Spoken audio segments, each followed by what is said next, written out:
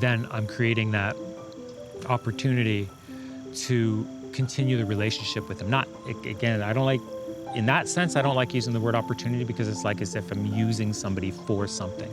It's not the intent here. The intent is to create a world that I want to live in. And I want to live in a world where I go for coffee with, with people that are creatives and we can hash ideas out. We can just compare notes. Before I go, I'm just going to throw in this one little anecdotal kind of story of exactly that. And that is that I once was asked by one of these producers, I wasn't even on a project, I don't think, at that point. It was kind of between projects. And they called me up and asked me if I would do film behind the scenes of a short film being screened in some small theater downtown Toronto by the filmmaker Roger Christian. Now, if you don't know who Roger Christian is, he did like Battlefield Earth, and he did a bunch of films. You can look him up on IMDb. But most notably, in the early parts of his career, he is the person responsible for creating R2D2 in the original Star Wars that was released in 1977. So he's a British person. It's a weird way to say that, but anyway, he's originally from Britain, I guess, because I think they filmed a lot of that over there, or they used people from there. And he was kind of a guy that did props and that sort of thing, and he created R2D2, among other things, obviously, for the movie. He's not just doing that one thing.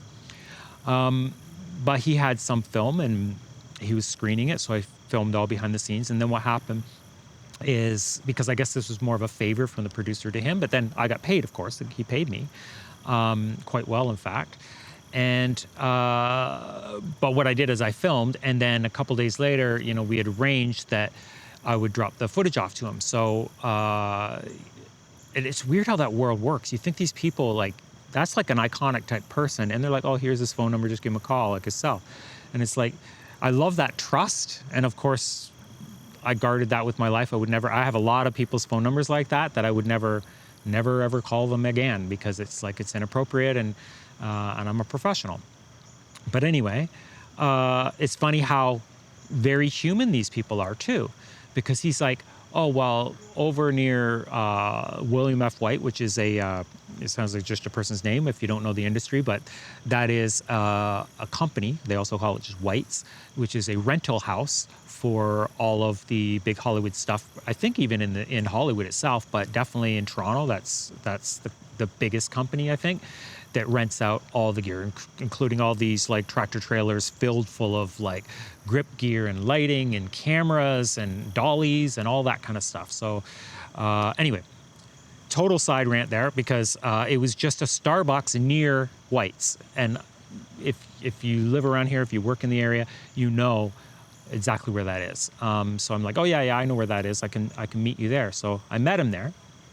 And then I thought, well, here I have it all on this drive. And he gave me a check, and we switched it. And he goes, hey, you have some time? I'm like, yeah, of course. And he goes, well, if you want, we'll just have a coffee since we're here. I'm like, okay. So we sat down and we had coffee.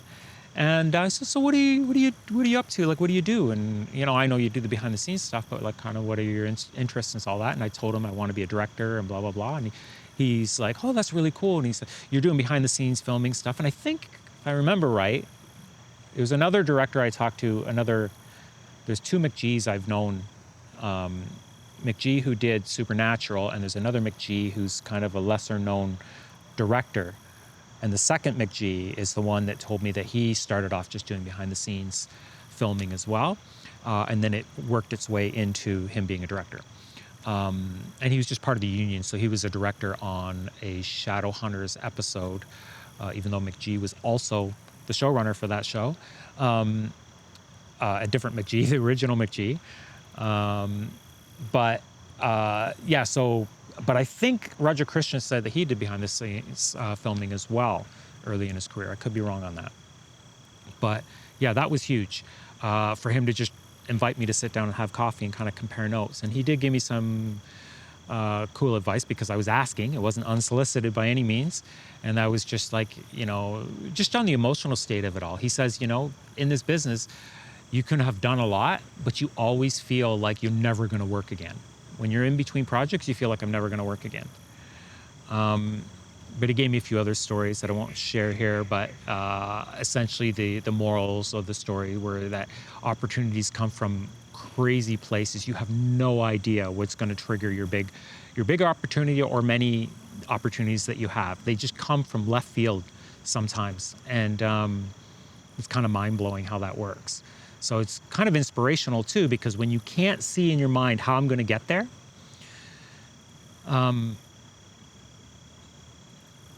you can kind of lose confidence or motivation to continue.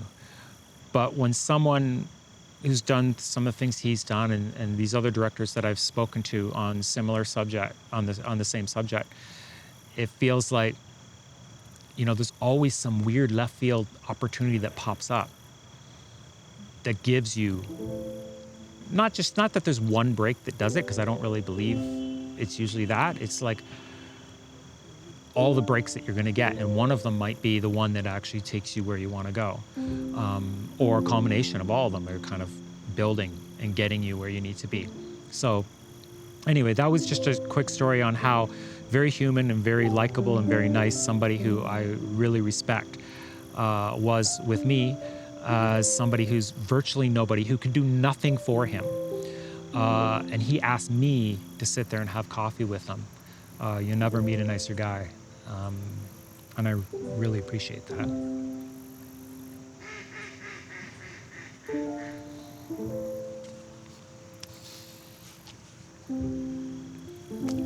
Anyway, I'm going to leave it at that.